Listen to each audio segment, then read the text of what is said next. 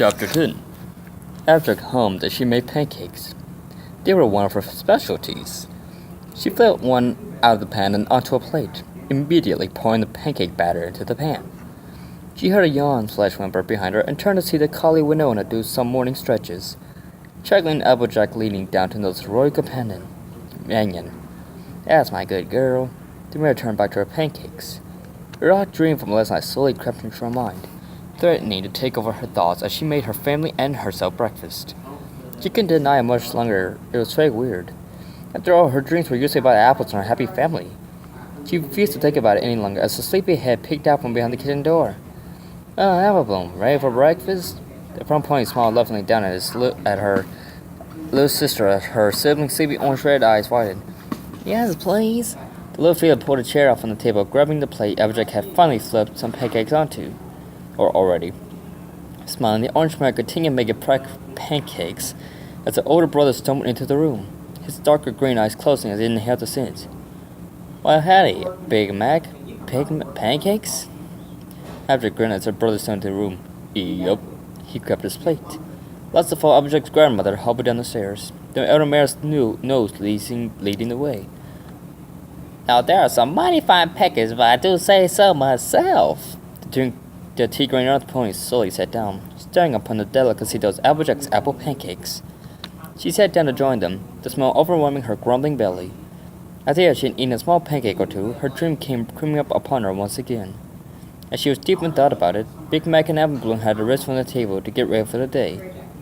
The lustrous Diane took his plate out to sink to wash, staring out over the windows, silent as usual. As Applejack's thought wandered, she reckoned she should tell somebody about her dream. And who better than the wise, all-knowing Granny Smith? The orange mare spoke up, catching her grunts and tickles some cough.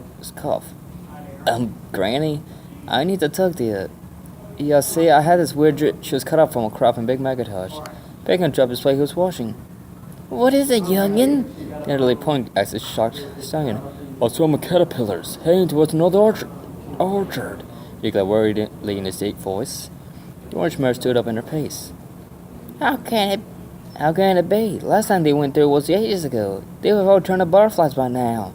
The front point jumped out of her seat and followed her brother as they raced out the door. Looks like we missed a nest or two. Her brother frowned, stating the now obvious. Last time the caterpillars went through, they moved all the apples so they couldn't feast upon them. And then they handed the nest over to Fluttershy, and when the caterpillars formed cocoons, Applejack and Flush delicately pulled them off and took them to Fluttershy's cottage. As the Pegasus had claimed that she had a batch of trees, each batch for cocoons and caterpillars. Oh my, we had to get to work, right away. The other pony orderly galloped up towards her orchard, close to the caterpillars, her brother swiftly following behind her. Applejack spun around and bucked the tree closest to her. When the apples fell from the branches, she grabbed the bucket behind that tree and scooped up the apples, the caterpillars slowly growing closer. Handing the bucket to Big Mac, the red stallion quickly loaded them with the cart he had brought. She efficiently moved onto the next tree, doing the same routine over and over again until a good section of the trees had been bucked and both Applejack and Big Mac's foreheads shone with sweat, and their muscles ached from the work. But the caterpillars were gaining on them, searching for some juicy apples for tea. As she kicked out again, she heard a voice behind her startling her, and she missed the tree. Oh, sorry, AJ. It's just Graham's Smith turned up and said a swarm of caterpillars was coming this way. And as Twilight was busy with special report Princess Celestia, I thought I would help. Spike stood behind her. Applejack stood frozen for a moment before kicking into action, breaking out orders to the small dragon. Alright then, I'll block the trees. You then grab the buckets out and scoop them in so Big Mac can put the buckets in the cart. Got that, Spike? The orange mare wiped her brow from the sweat as she gave the orders. Yes, ma'am. Spike put his closest for her in a salute before starting to drag the buckets out from behind the trees. The front pony got back to work, redoing the tree she missed, then moving on to the next tree, not waiting for the dragon to catch up. After all, if she finished bucking the orchard, maybe she could help him finish up the apple picking. But while she worked, she couldn't help but notice the sun shine off his scales. It reflected deep in her lime green eyes, and for a second she lost herself. She shook her head, clearing her mind, realizing she hadn't missed another tree. The mare groaned inwardly. What was happening to her? By lunchtime, they had finally finished,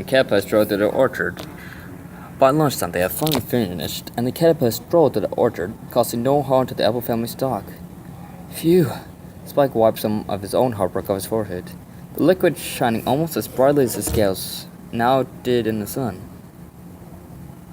"We're not done yet, partner. Gotta run out these caterpillars before they turn into butterflies. Can't risk having any more eggs to hatch." She nudged the dragon, and the trio got back to work. This time gently and delicately scooping them into some cardboard boxes with holes just big enough for them to breathe safely. Fluttershy would approve. Once they had finished, the large red stallion by Applejack's side trotted away with the cart, leaving Applejack and Spike alone in the orchard. "So, that isn't your usual day of work, is it?" The small dragon stared up at the pony curiously. Nope, the mare said, one of the famous catchphrases, making a small male laugh. She joined in, her heart warming with a melodious feeling. Once she had reached her house, she waved goodbye to the dragon, saying thanks for his help once more. She just couldn't stop the smile despair across her face. Looks like it would stay for quite a while longer. Once inside, she saw her brother relaxing in his chair, and her granny had returned from her trip to Twilights, now in a rocking chair. "Why, you seem awfully chipper today," Grace Smith gave a warm smile. "Just happy to have that problem solved, I guess." To be honest with herself, she actually felt giddy.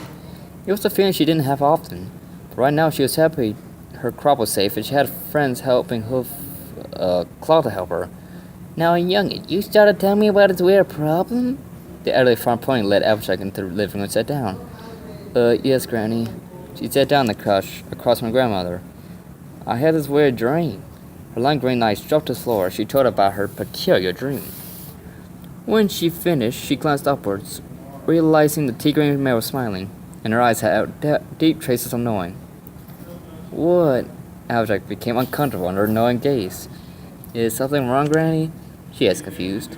"Nothing at all, young child. Now go relax. I will undo your chores for you."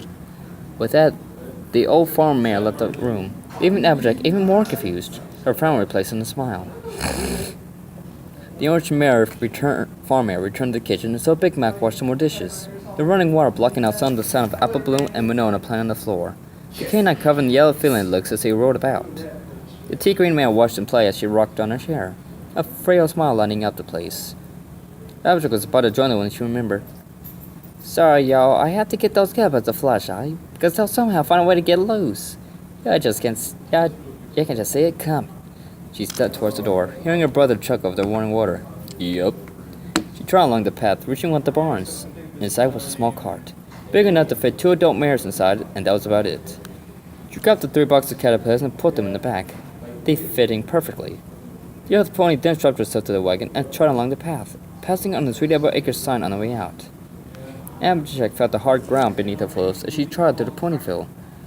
The sun was shining, and although it was hot, the mare couldn't deny it was a beautiful day out.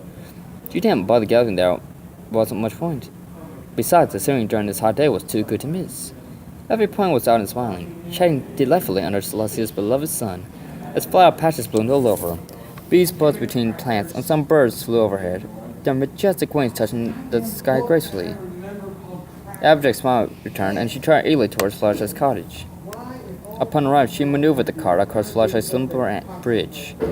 Applejack didn't detach herself from the cart, walking towards the cottage door. Some man was squeaking in terror and racing behind bushes. Others less frightened and was curiously sniffed at the unusual guest from afar, creeping closer. The orange mare's hoof snaked towards the door and gave a gentle but firm knock.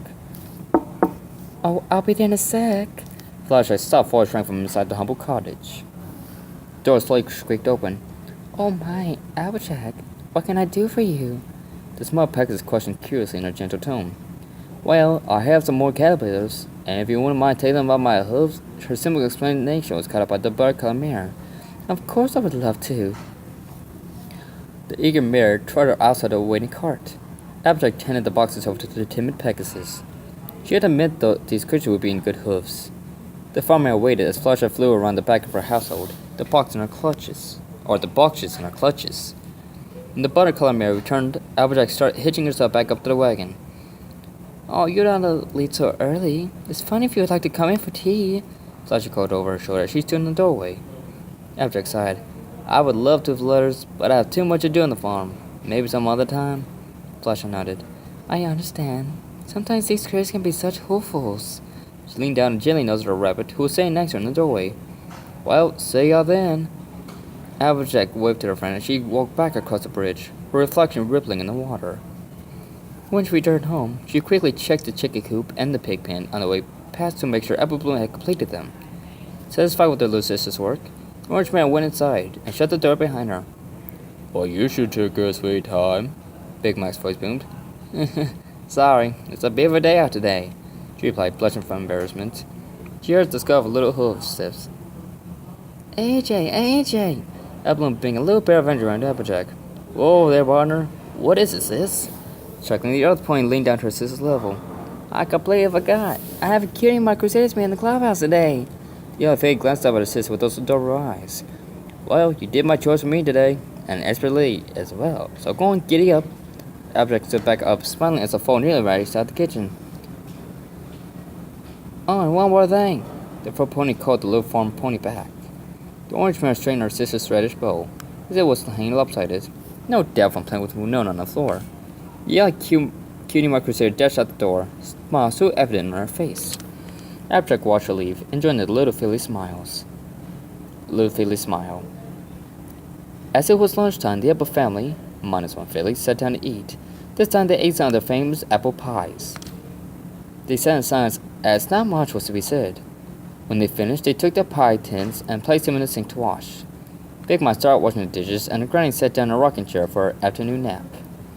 Applejack wasn't sure what to do, so she sat down in her chair at the table. But boredom slowly crept up on her, and she couldn't stand it no more. She stood up abruptly, thinking of something she could do. Sorry, y'all.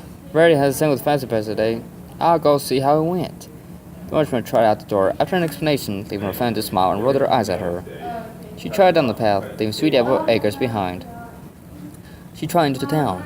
The sun, although still high in the sky, started to dim as it became afternoon. She picked up her pace a little, soon reaching Carousel Boutique. She walked inside the shop, her bell ringing late, ready to note the element of Honesty's presence. Welcome to Carousel Boutique, and how may I help you? Reddy tried down the steps.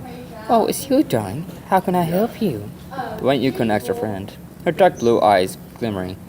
I knew Fancifest came over today, so I wanted to see how it went. The front point was cut by our David friend's grilling. I had hoped somebody would come and ask. The purple man bounced as she practically jumped to AJ. Come on. The element of generosity dragged her friend to the living room. She sat down and immediately started retelling her tale, leaving Abject to find a seat. It was just so delightful. He asked me a few questions about the town, and we had lunch. Oh, it was simply marvelous. She squeaked again, although AJ was left confused. Sounds pretty normal to me. She snorted, not seeing what was so special about that talk. Oh, but it was the way we stared at each other, his eyes staring deep into mine. It was like he could see into my soul. It made it all worthwhile. The diva mare laid down on her couch, smiling giddily. Alrighty then. AJ was too confused, but decided to not ask any more questions. I guess I'll be on my way then. She stood up the comfortable chair, got ready to leave. Oh, but you can't just leave, you just arrived. The smiling unicorn now had a frown. She sat up. Well, I have some stuff to attend to on the farm, Abject bluntly stated. It was so hard being the element of honesty to lie. But as much as she wanted to listen to her friend talk about his romance, she had some stuff to do. Actually, how about I organize another slumber party? You could practically see the fashionista wheels turning in her head. Another sleepover? Abject raised an eyebrow. Well, if I could get every pony over at Twilight's, I would be able to tell every pony of my day with fancy pants. AJ sighed.